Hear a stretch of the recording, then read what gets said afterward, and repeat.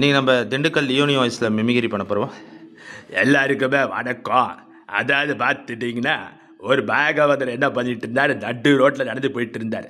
அப்போ ஒரு வீட்டு ஃப்ளாட்டில் மாங்காய்லாம் சும்மா கொத்து கொத்தா தொங்கிட்டு இருந்தது. அப்போ அந்த பாகவதர் அப்போ ஒரு பாட்டு பாடுறார்.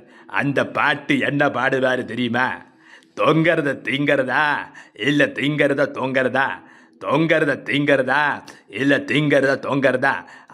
அதாவது அந்த பாகவதருக்கு எப்படியாவது அதை சாப்பிடுதுங்கிற ஆசை வந்துருச்சு. அதுக்காக ஒரு பாட்டு போட்டதா, தொங்கிறத திங்கிறதா இல்லை திங்கிறத தொங்கிறதா.